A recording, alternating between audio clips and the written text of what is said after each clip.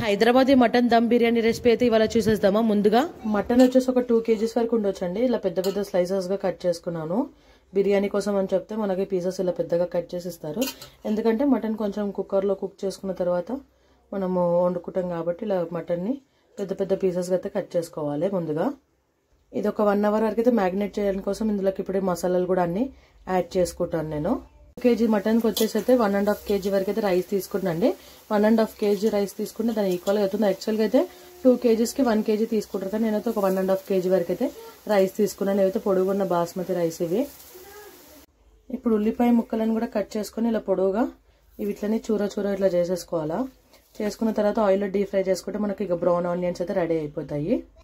ఇప్పుడు oil heat ఎక్కిందండి. ఇప్పుడు ఇందులోకి మనం కొంచెం ఆనియన్స్ వేసుకుని అయితే గోల్డెన్ బ్రౌన్ కలర్ వచ్చే వరకు అయితే ఫ్రై చేసుకోవాలి. మనకి బిర్యానీలోకి మెయిన్ ఇంగ్రీడియంట్ ఈ ఫ్రైడ్ ఆనియన్స్ అండి. ఫ్రైడ్ ఆనియన్స్ ఎంత బాగుంటాయో అంత మంచి టేస్ట్ వస్తుంది బిర్యానీకి. ఇప్పుడు చూడండి, ఇవి కలర్ చేంజ్ అవుతుంటాయి, ఒకటేసారి ఇంకా మారిపోతుంటే కొంచెం కలర్ చేంజ్ కాగానే అయితే తీసేసుకుంటే ఇంకా మంచిగా వచ్చేస్తుంది. నాకైతే ఒక 2 ఆయిల్ పట్టింది. నేను ఫ్రైడ్ ఆనియన్స్ కొంచెం ఎక్కువగానే వేసుకున్నాను, ఎందుకంటే మెయిన్ ఇంగ్రీడియంట్ ఇదే కాబట్టి. ఇప్పుడు ఆనియన్స్ చూడండి ఎంత మంచి కలర్ వచ్చేసాయో. ఇప్పుడైతే ఈ కలర్ రాగానే ఆనియన్స్ అయితే ఆయిల్ నుంచి అయితే తీసేసుకోవాలండి. ఇంకా మటన్ మ్యాగ్నేషన్ చేసుకుందామండి. ఇప్పుడు ఇందులో కాస్త కారం పొడి, ఇందులో కాస్త ఉప్పు కూడా వేసుకుందాం.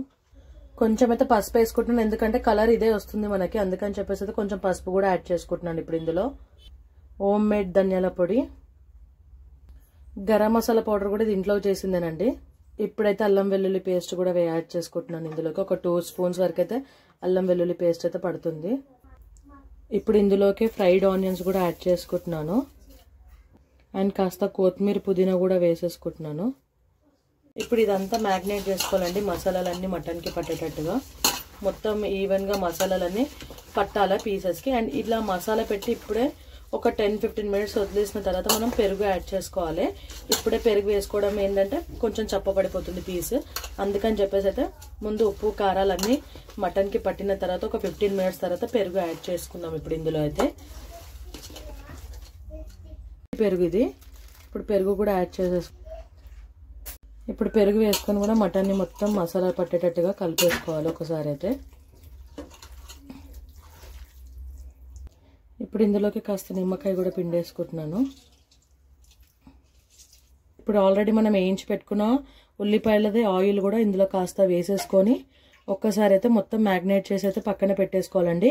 ఈ మ్యాగ్నేషన్ తర్వాత ఇది ఒక 1/2 hour వరకు అయితే మొత్తం నానిపోవాలా. ఒక 1/2 hour తర్వాత దీన్ని మనము మిగతా ప్రాసెస్ ఏంటో చూపిస్తాను. ఇప్పుడు మ్యాగ్నేట్ చేసి అయితే పక్కన పెట్టేసుకుంటున్నాను. ఒక 1/2 hour 45 minutes అయితే ఈజీగా అట్లా వదిలేస్తానండి. దాని తర్వాత నేను బిర్యానీకి దమ్ చేస్తాను. ఇది ఇప్పుడు మటన్ ఉడకబెట్టుకోవడానికి అయితే నేనైతే కుక్కర్లో వేసుకున్నానండి. ఇప్పుడు ఇది ఒక 1/2 hour అయితే మ్యాగ్నేట్ అయిపోయింది. ఇప్పుడు ఒక 4 whistles వరకు అయితే నేను మటన్ని కుక్కర్లో వేసి అయితే ఉడికించుకుంటున్నాను. ఎందుకంటే ఇది కొంచెం పెద్ద పీసెస్ తీసుకున్నాం కాబట్టి ఒక 4 whistles అలా పెట్టుకుంటే ఏంటంటే మటన్ ఒక 60% వరకు అయితే మనకు కుక్ అయిపోతుంది. ఇంకా మిగతా 40% అయితే దమ్కి పెట్టినప్పుడైతే కుక్ అయిపోతుంది. అందుకని చెప్పేసి అయితే ఇందులో పెడుతున్నాను. పీసెస్ కొంచెం మంచిగా కుక్ అవుతాయి. లేకుంటే పీసెస్ కొంచెం మామూలుగా కుక్ అయిపోయాయి అనుకోండి, తినడానికి కొంచెం ఇబ్బందిగా ఉంటుంది, తినలేరు కూడా, వేస్ట్ అయిపోతాయి అలాంటప్పుడు.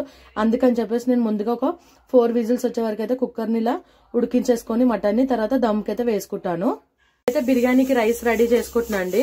ఆల్రెడీ వాటర్ అయితే బాయిల్ అవుతున్నాయి. ఇప్పుడు ఇందులోకి నేను కాస్త ఆయిల్ అయితే యాడ్ చేస్తాను. ఇప్పుడు కొంచెం సాల్ట్ కూడా వేసుకుంటున్నాను రైస్ లోకి సరిపడా. అండ్ 1 స్పూన్ వరకు అయితే అల్లం వెల్లుల్లి పేస్ట్ కూడా వేసుకుంటున్నాను అండి వాటర్ లోనే.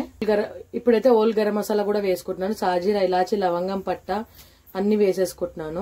ఫ్లేవర్ కోసం అయితే బిర్యానీ ఆకును కూడా వేసేసుకొని ఒక్కసారి వాటర్ అయితే బాయిల్ అవ్వగానే రైస్ కూడా యాడ్ చేసుకుందాము. ఇప్పుడు ఇందులో కాస్త కొత్తిమీర పుదీనా కూడా వేసుకుంటున్నానండి. ఇప్పుడు ఆల్రెడీ మనం కడిగి నానబెట్టి పెట్టుకున్న బాస్మతి రైస్ ని కూడా ఇందులో యాడ్ చేసేస్తాం. ఇప్పుడు రైస్ ని కలిపేసుకొని ఒక 90% వరకు అయితే కుక్ అయ్యేటట్టు చూసుకోండి.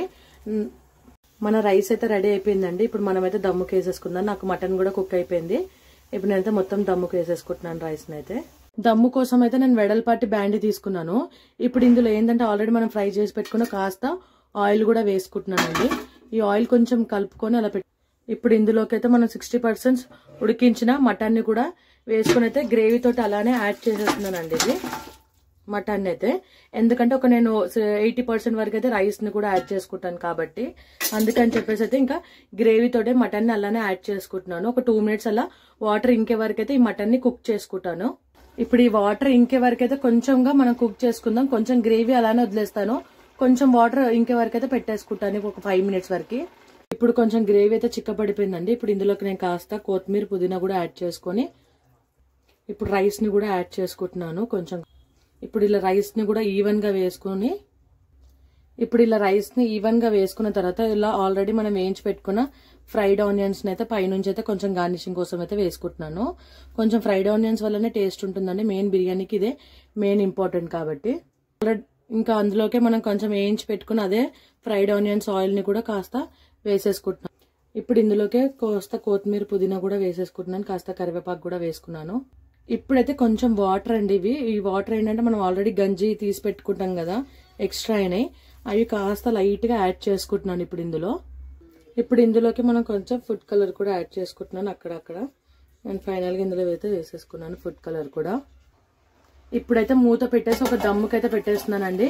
ఒక 20 మినిట్స్ అయితే ఈజీగా దమ్ముకు పెట్టాలండి. దీని మీద నేను ఇప్పుడు వెయిట్ కూడా పెట్టేస్తాను.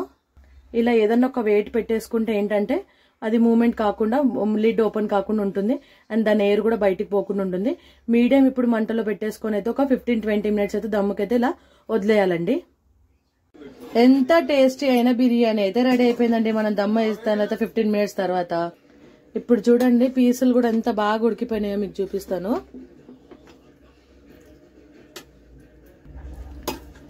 అబ్బా ఎంత టేస్ట్, ఎంత మంచి స్మెల్ వస్తుంది తెలుసా అండి మన బిర్యానీది. అసలు లల్లిబొక్క చూడండి ఎంత బాగా కుక్ అయిపోయింది అనేది. మటన్ పీస్ కూడా ఎమ్మి ఎమ్మి బిర్యానీ అయితే రెడీ అయిపోయిందండి. నాకైతే ఫుల్గా ఇంకా వెయిట్ చేసేదే లేదు అసలు. ఇంకా ప్లేట్లోకి వేసుకొని అయితే తినేయడమే ఇంకా.